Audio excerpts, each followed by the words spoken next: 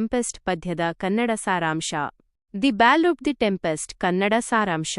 ಮಧ್ಯರಾತ್ರಿ ಸಮುದ್ರದ ಮಧ್ಯೆ ನಾವು ಪ್ರಯಾಣಿಸುತ್ತಿದ್ದ ಹಡಗಿನ ಮೇಲೆ ನಿರಂತರವಾಗಿ ಗಾಳಿ ಬೀಸುತ್ತಿದ್ದಾಗ ನಾವೆಲ್ಲರೂ ಭಯದಿಂದ ನಡುಗಿದೆವು.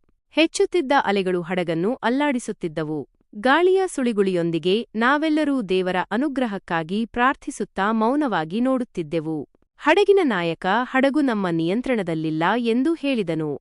ಅದಕ್ಕೆ ನಾಯಕನ ಮಗಳು, ನೀವು ಏಕೆ ತಲೆ ತಗ್ಗಿಸುತ್ತೀರಿ? ನಾವು ದೇವರನ್ನು ಮರೆಯಬಾರದು. ಅವರು ನಮ್ಮೊಂದಿಗೆ ಇದ್ದಾರೆ, ನಮ್ಮನ್ನು ಕಾಪಾಡುತ್ತಾರೆ ಎಂದು ಹೇಳಿದಳು. ಆ ಮಾತುಗಳಲ್ಲಿ ಏನೋ ಶಕ್ತಿಯಿತ್ತು. ನಾವೆಲ್ಲರೂ ನಿಶ್ಶಬ್ದವಾಗಿ ಕೇಳುತ್ತಿದ್ದೆವು. ಆ ಮಾತುಗಳು ನಮ್ಮ ಮನಸ್ಸನ್ನು ತಟ್ಟಿದವು. ಅವು ನಮಗೆ ಧೈರ್ಯ ನೀಡಿದವು. ಬೇಗನೆ ಗಾಳಿ ಕಡಿಮೆಯಾಯಿತು, ಮಳೆ ನಿಂತಿತು, ಆಕಾಶ ಸ್ಪಷ್ಟವಾಗಿ ಕಾಣಿಸಿತು. ಆ ಹಡಗು ಸುರಕ್ಷಿತವಾಗಿ ತೀರಕ್ಕೆ ತಲುಪಿತು. ನಾವು ದೇವರ ಕೃಪೆಗೆ ಕೃತಜ್ಞತೆ ಸಲ್ಲಿಸಿದೆವು.